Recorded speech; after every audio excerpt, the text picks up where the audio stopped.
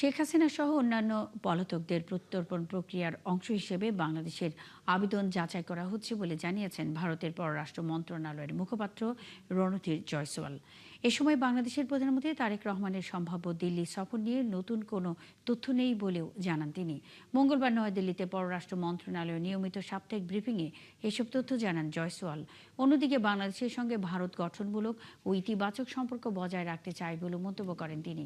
এ সময় বাংলাদেশের প্রধানমন্ত্রীকে আগেই ভারত সফরের জন্য উষ্ণ আমন্ত্রণ জানানো হয়েছে বলেও উল্লেখ করেন ভারতের এই মুখপাত্র।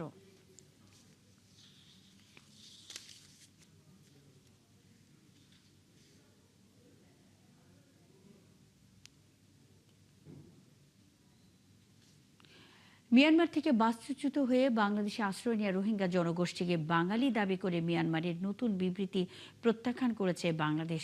মঙ্গলবার মিয়ানমারের রাষ্ট্রদূত ইউ কিয়াও সোমোকে ডেকে তীব্র আপত্তির কথা জানান পররাষ্ট্র মন্ত্রণালয়ের মহাপরিচালক তৌফিকুর রহমান।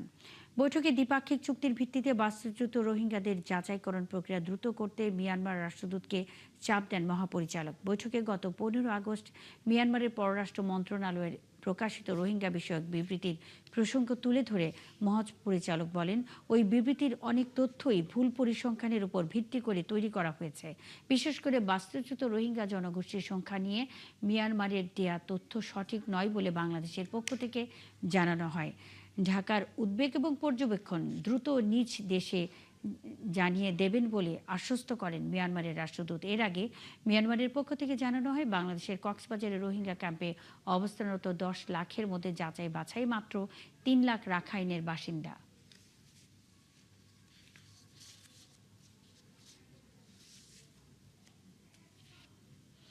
রাজধানীর তেজগাঁওয়ে অবৈধ অটোরিকশা চার্জিং পয়েন্টে উচ্ছেদ অভিযান চালিয়েছে পুলিশ ও বিদ্যুৎ বিভাগ।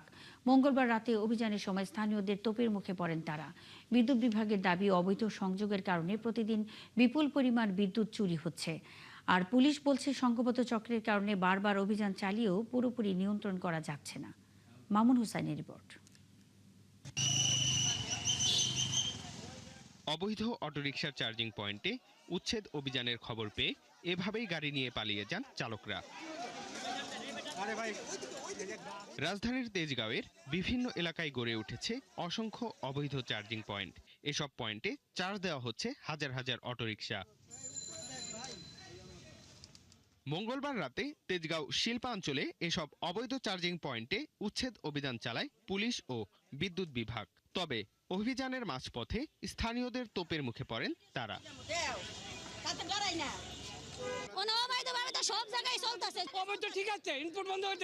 এখন আবার খুলে নিয়ে যাওয়ার পর আবার লাইন কে দে, আবার তারাই দিচ্ছে। তোরা অভিযোগ দিবে দিনও দে। অন্য জায়গায় কাজে ব্যস্ত আছি, তারা নিজ উদ্যোগে এই লাইনগুলা তারা নামায় নেয় এবং আমাদের নলেজে যখনই আসতেছে তখনই আমরা অভিযান পরিচালনা করে আমরা এগুলা বিচ্ছিন্ন করছি। এটা ব্যাটারি অনুযায়ী 2000 ইউনিট পার রাত্রে 2000 ইউনিট লস হচ্ছে। পুলিশের দাবি, সংঘবদ্ধ একটি চক্রের কারণে বারবার অভিযান পরিচালনা করেও অবৈধ সংযোগ পুরোপুরি নিয়ন্ত্রণ করা সম্ভব হচ্ছে না। এইখানের স্থানীয় লোকজন আমাদের কাজকর্মে কিন্তু তারা অনেক সংঘবদ্ধ হয়েই বাধা প্রদান করেছেন এবং আমাদের যেই ট্রাকে যেই রিক্সাগুলো জব্দ করা হয়েছিল সেগুলো তারা কিন্তু প্রায় 400-500 নারী পুরুষ এসে এগুলো জবরদস্তি করে এগুলো কিন্তু নামিয়ে নিয়েছে। এদিকে অভিযানের কিছুক্ষণ পরেই ঘটনাস্থলে দেখা যায় আগের সেই একই চিত্র। মামুন হুসাইন, ৭১, ঢাকা। লোডশেডিংয়ে বিপর্যস্ত দেশের বিভিন্ন অঞ্চলের জনজীবন। আর ঘন ঘন এই লোডশেডিংয়ের কারণে ব্যাহত হচ্ছে রূপগঞ্জে বিভিন্ন শিল্প কারখানার উৎপাদন। অনেক কারখানা বন্ধের পথে। সেখানকার পরিস্থিতি জানাতে যুক্ত হচ্ছেন সহকর্মী রিয়াজ হোসেন। রিয়াজ, দিনে কত ঘন্টা বিদ্যুৎ থাকছে জানতে চাই এবং ভোগান্তি নিয়ে কি বলছেন ব্যবসায়ীরা, জানাবেন।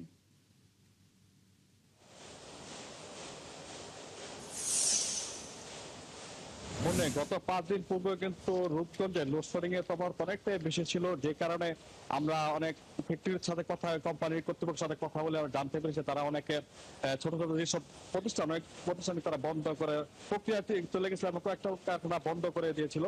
তা পরবর্তীতে কিন্তু এই গত 5 দিন ধরে লোডশেডিং এর প্রভাব অনেকটাই কমে আসছে। সে কারণে কিন্তু শিল্প কারখানা তারা উৎপাদনের যে চাহিদা সেটা তারা পূরণ করার জন্য চেষ্টা চালিয়ে যাচ্ছে। তবে তারা বলছে যে স্বাভাবিক সময় যে লোডশেডিং হয় সেটা লোডশেডিং এর যে প্রভাবটা এখন যে আস্তে আস্তে যদি হ্রাস করা হয় এবং বিদ্যুৎ সরবরাহ যদি স্বাভাবিক করে তাহলে উৎপাদনটা আরো তারা স্বাভাবিকভাবে চলে যাবে।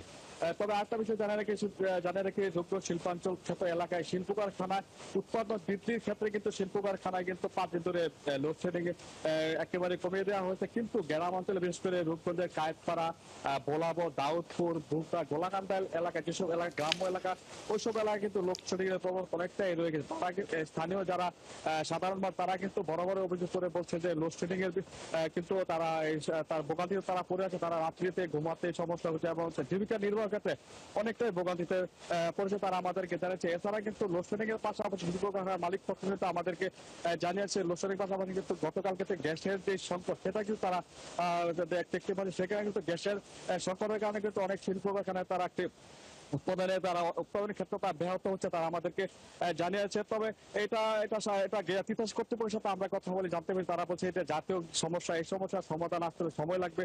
পর্যায়ক্রমে হয়তো দ্রুত এই সমস্যার সমাধান হলে দেশের যে স্বাভাবিক উৎপাদন এবং গ্যাস সরবরাহ এসব স্বাভাবিক হবে। আরেকটা বিষয় হলো বিদ্যুতের ক্ষেত্রে নারায়ণগঞ্জ পল্লী বিদ্যুৎ যে জেনারেল ম্যানেজার ওনার সাথে আমরা কথা বলছি, তিনি আমাদেরকে জানিয়েছেন যে জাতীয় গ্রিডের কারণে সমস্যার কারণে কিন্তু লোডশেডিং এর প্রভাব অনেকটাই বাড়ছে। তবে আস্তে আস্তে এই সমস্যার সমাধান হবে। তবে পার্শ্ববর্তী যে 250 মেগাওয়াট বিদ্যুৎ। রিয়াজ হোসেন, অসংখ্য ধন্যবাদ যুক্ত হয়ে বেশ কিছু তথ্যের জন্য। সঙ্গেই থাকবেন, রূপগঞ্জ থেকে রিয়াজ হোসেন যুক্ত ছিলেন। সম্প্রতি লিবিয়া থেকে গ্রিস যাওয়ার পথে 9 জন বাংলাদেশের মৃত্যুর খবরে উদ্বেগ বেড়েছে সুনামগঞ্জের শান্তিগঞ্জে। এরই মধ্যে উপজেলা নির্বাহী কর্মকর্তাকে জানানো হয়েছে ওই 9 জনের মধ্যে 5 জন শান্তিগঞ্জের বাসিন্দা হওয়ার শঙ্কা রয়েছে। আগস্টের 3 তারিখে গ্রিসগামী একটি নৌকায় অন্তত 11 জনের মৃত্যুর খবর পাওয়া যায়। বেঁচে ফেরেন একজন। ওই 11 জনের মধ্যে 9 জন বাংলাদেশি। শহীদ নূর আহমেদের তথ্য ও ছবিতে প্রতিবেদন। গত 15 দিন ধরে উদ্বেগে আছেন শান্তিগঞ্জের 5 যুবকের পরিবার। তারা সন্দেহ করছেন লিবিয়া থেকে গ্রিসে যাওয়ার পথে ভূমধ্যসাগরে নিখোঁজ হয়েছে তাদের স্বজন। প্রশাসনের তথ্য অনুযায়ী নিখোঁজেরা হচ্ছেন শান্তিগঞ্জের শত্রুমর্দন গ্রামের হৃদয় চন্দ্র পাল, চিকারকান্দি গ্রামের রিপন মিয়া, এনাম উদ্দিন ও মামুন খান এবং রণসী গ্রামের সাব্বির হোসেন তালহা। স্বজনরা জানান, গত 3রা আগস্ট নৌকায় ওঠার আগে পরিবারের সঙ্গে যোগাযোগ করেছিলেন তারা। এরপর থেকেই যোগাযোগ বন্ধ। বিনা পানি বিনা খানা 11 দিন যুদ্ধ করছে সাগর। আমরা ইন্টারন্যাশনাল সাগর পাড়ি দিছি, গ্রিসের কাছাকাছি গেছি, গিয়ে আমরা ইঞ্জিন নষ্ট হয়েছে, ইঞ্জিন স্টার্ট হয় না, বাধ্য হয়ে আমরা রিটার্ন আইতে হয়েছে। বাঁচতে আমরা প্রায় 9 দিনের মাথা তাই আর মিশর লাগছে। আমার ভাই নিখোঁজ আজকে 15 দিন ধরে, আমার বাইরে খোঁজ খবর পাইলাম না। যেদিন 3 তারিখ যায় ওদিন আমরা লোকে যোগাযোগ হয়েছে, আর কোনো যোগাযোগ আমরা পাইলাম না। আমার মামুন ভাতিজার জন্য আপনারা হলে মিললা আমার ভাতিজার খোঁজ খবরটা আপনারা দিবা। ইউরোপ যাওয়ার জন্য দালালের খপ্পরে পড়ে যারা সাগরে গিয়া মৃত্যুবরণ করছে, আজকে তারা পরিবার অসহায় কাঁদছে। নিখোঁজদের সন্ধানে সংশ্লিষ্ট সরকারি দপ্তরের সহযোগিতা নেওয়া হচ্ছে। প্রয়োজনীয় আইনি ব্যবস্থাও নেওয়ার আশ্বাস দিয়েছেন উপজেলা নির্বাহী কর্মকর্তা। এই তথ্যগুলো আমি ইতিমধ্যে আমাদের জেলা প্রশাসক স্যারকে অবগত করেছি এবং আমাদের যে জেলা জনশক্তি ও কর্মসংস্থান ব্যুরো কার্যালয় আছে তাদেরকে অবগত করা হয়েছে। এটি আমরা পরবর্তীতে আবার দূতাবাসের মাধ্যমে এটির বিষয়ে আমরা আবার পরবর্তীতে খোঁজখবর নিব, আর কি প্রয়োজনীয় ব্যবস্থা গ্রহণ করব। দালালদের মাধ্যমে টাকা দিয়ে অবৈধ পথে ইউরোপ যাওয়ার চেষ্টা করেছিলেন তারা। পরিবারের দাবি, 42 জন যাত্রী নিয়ে নৌকাটি লিবিয়া থেকে গ্রিসের উদ্দেশ্যে রওনা হয়। পরে সংকটাপন্ন অবস্থায় 28 থেকে 30 জনকে উদ্ধার করে মিশরের পুলিশ। শাকিলা শম্পা, 71। পূর্ব লন্ডনে বন্দুকধারী গুলিতে মাসুম মিয়া নামে এক বাংলাদেশি যুবক নিহত হয়েছেন। স্থানীয় সময় সোমবার মধ্যরাতে ইস্ট হ্যাম্প এলাকায় এই হামলা হয়। স্থানীয় সূত্রে জানা যায়, সেখানে মাসুমকে এলোপাতাড়ি গুলি করে পালিয়ে যায় অজ্ঞাত বন্দুকধারীরা। এতে ঘটনাস্থলে তার মৃত্যু হয়। পরে পুলিশ পরিচয় শনাক্ত করে মাসুমের পরিবারকে মৃত্যুর খবর জানায়। এ নিয়ে এখন পর্যন্ত বিস্তারিত কিছু জানায়নি লন্ডন মেট্রোপলিটন পুলিশ। মাসুম মিয়ার বাড়ি বাংলাদেশের সিলেটের বিশ্বনাথে। ছোটবেলা থেকে তিনি যুক্তরাজ্যে বসবাস করতেন।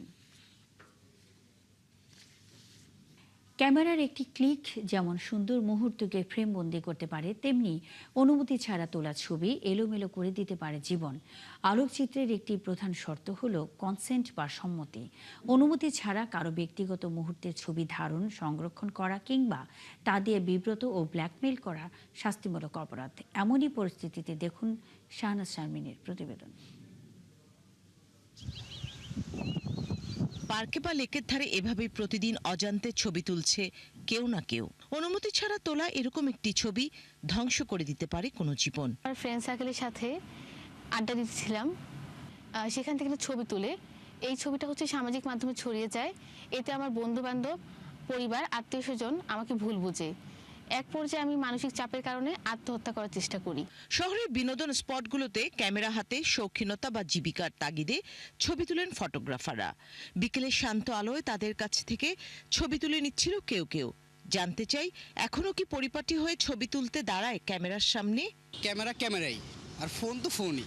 আমি আপনার ছবি উঠাই 2020 সাল থেকে, মানে তখন এটা আর কি শখের বসে উঠাইছি। শুক্রবারে পাবলিকের অনেক চাপ থাকে, যেটা অসম্ভব, অনেক মানুষ এখন ফোন আছে তাও ক্যামেরা দিয়ে ছবি তোলে।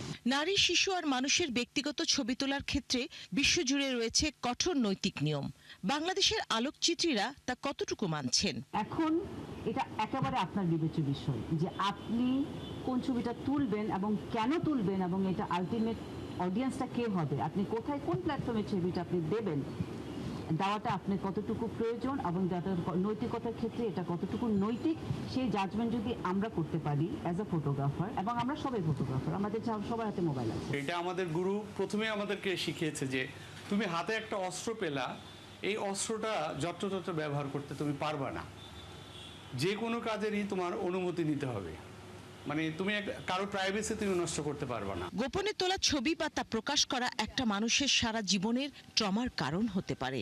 একটা অনুষ্ঠানের ছবি, কিন্তু এটা তার সাথে পারমিশন না নিয়ে এটা ছড়িয়ে দেওয়া হচ্ছে। এই ঘটনাটি প্রকাশ হয়ে যাওয়ার জন্য তার মধ্যে যে কি ধরনের ট্রমা কাজ করে। অনুমতি ছাড়া কারো ব্যক্তিগত মুহূর্তের ছবি বা ভিডিও ধারণ, সংরক্ষণ করা কিংবা তা দিয়ে বিব্রত ও ব্ল্যাকমেইল করা শাস্তিমূলক অপরাধ। আইন অনুযায়ী এই অপরাধের সর্বোচ্চ 7 বছর পর্যন্ত সশ্রম কারাদণ্ড এবং 2 লাখ টাকা পর্যন্ত জরিমানার বিধান রয়েছে। সাইবার আইন বিশেষজ্ঞ সুপ্রিম কোর্টের আইনজীবী বলছিলেন কোন ধরনের ছবি তোলা যাবে আর কোনটা যাবে না। সংবিধানে আমার ব্যক্তি জীবনের নিরাপত্তা কঠোরভাবে নিশ্চিত করেছে। আমার গৃহের কোনো কর্মকাণ্ড কেউ যদি আমার অনুমতি ছাড়া প্রচার করে, প্রকাশ করে, আমাকে মেলাইন করার উদ্দেশ্যে, সেটি বড় অপরাধ। আমাদের প্রচলিত আইনে আছে, সংবিধানেরও ভায়োলেশন আছে, অনেকগুলো আইন আছে, কিন্তু আইনের আমাদের কোনো প্রয়োগ আমরা দেখি। ক্যামেরা বা মোবাইলের স্ক্রিনে একটা ক্লিক করার আগে মনে রাখতে হবে লেন্সের ওপাশে একজন মানুষ রয়েছে যার গোপনীয়তা আর সম্মান রক্ষার অধিকার সবার আগে। আর তা না হলে আইনের আওতায় আসার ঝুঁকিও রয়েছে। শাহনাজ শারমিন, ৭১, ঢাকা। দর্শক, চলছে সংবাদ সংযোগ সরাসরি সংবাদ অনুষ্ঠান দেখতে চোখ রাখুন ৭১ ফেসবুক পেজ এবং সাবস্ক্রাইব করুন ৭১ ইউটিউব চ্যানেল। থাকুন ৭১ সাথে।